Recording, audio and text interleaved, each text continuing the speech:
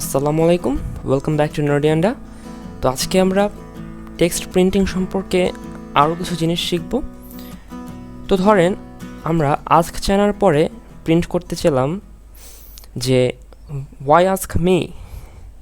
তো এটা আমরা কিভাবে প্রিন্ট করব? তো এটা দুইটা ওয়েতে প্রিন্ট করা যায়। এক হচ্ছে এটার পাশেই আমরা আবার অ্যাঙ্গেল ব্র্যাকেট দিয়ে why ask me then semicolon, অথবা আরেকটা ওয়ে সেটা হচ্ছে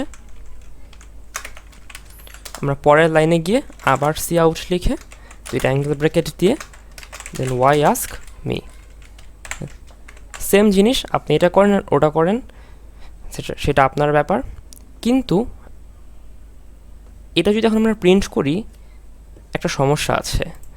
চলুন দেখি কি সমস্যা। বিল্ড এন্ড রানে ক্লিক করলাম। আস্ক চায়না ওয়াই আস্ক মি লাইন দুটো একসাথে চলে এসেছে, মাঝখানে কোনো স্পেস নেই অথবা কোনো এন্টার নেই। তো এটা এখন আমরা কিভাবে ফিক্স করব? আচ্ছা, স্পেসেরটা ফিক্স করা যায়। আপনি চাইলে আইদার চায়নার পর একটা স্পেস দিয়ে নেবেন অথবা ওয়াইয়ের আগে একটা স্পেস দিয়ে নেবেন, সেটা আপনার ব্যাপার। আপনি যেটাই করেন আপনার একটা স্পেস প্রিন্ট হচ্ছেই। সো মাঝখানে একটা স্পেস আসলো। কিন্তু এখন যদি আপনাকে বলি যে ওয়াই আস্ক মিটা নিচের লাইনে প্রিন্ট করতে বা আউটপুট দিতে, সেটা কিভাবে করব আমরা? সেটা করার জন্য সিস্টেম হচ্ছে যে আস্ক চায়নার পরে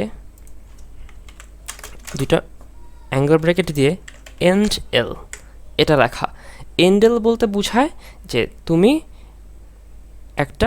নেক্সট লাইনে চলে যাও। আমরা যেমন মাইক্রোসফট ওয়ার্ডে এন্টার দেই বা ফেসবুকে যখন টেক্সট করি শিফট এন্টার দিয়ে নিচের লাইনে যাই, এক্স্যাক্টলি ওটাই এন্ড লাইনের কাজ। এন্ড লাইনের মধ্যে সেটাই বোঝায় যে তুমি নেক্সট লাইনে যেয়ে তারপর বাকিটা প্রিন্ট করো। সো এখন যদি আমরা প্রিন্ট করি তাহলে আস্ক চায়না এক লাইনে থাকবে আর ওয়াই আস্ক মি আরেক লাইনে থাকবে।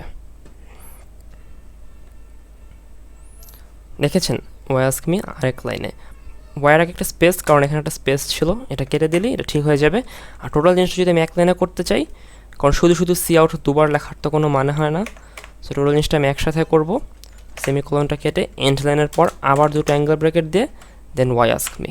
তাহলে টোটাল জিনিসটা এক লাইনেই হলো আর আউটপুটটাও সেম আসবে। আস্ক চায়না এক লাইনে, দেন একটা এন্টার, দেন ওয়াই আস্ক মি। আচ্ছা, আরেকটা ব্যাপার হচ্ছে যে এন্ড এলের একটা অল্টারনেটিভ আছে, সো সেটা কি চলেন দেখে নিই। ধরেন আমরা ওয়াই আস্ক মির পর প্রিন্ট করব যে গট ইউর অ্যান্সার। এটা বিল্ড এন্ড রান করলে ওয়াই আস্ক মি আর গট ইউর অ্যান্সার একসাথে আসবে। আচ্ছা, আসলো, বাট আমরা চাচ্ছি যে গট ইউর অ্যান্সারটাকে নিচের লাইনে নিতে। কীভাবে নিব? আমরা তো এন্ড লাইন অফকোর্স ইউজ করতে পারি, এটা ইউজ করলেই নিচের লাইনে যাবে। অথবা আরেকটা যেটা করা যায় সেটা হচ্ছে যে এন্ড লাইনের অল্টারনেটিভ এটা লেখা। এই টোটাল জিনিসটা এক্স্যাক্টলি সেম এন্ড লাইনেরই কাজ করে। ইন্টারনাল ডিফারেন্স আছে, বাট সেটার ব্যাপারে আমরা এখন যাব না।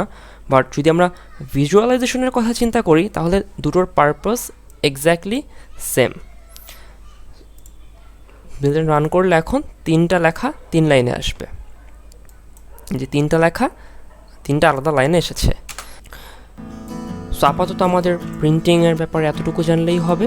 আমরা যখন আরও ইনডেপথ যাব তখন প্রিন্টিংয়ের ব্যাপারে বা আউটপুটের ব্যাপারে আমরা আরও ডিটেলসে দেখব। সো আজকের ভিডিও এখানেই শেষ করব। কাইন্ডলি সবাই সাবস্ক্রাইব করে পাশে থাকবেন। ধন্যবাদ।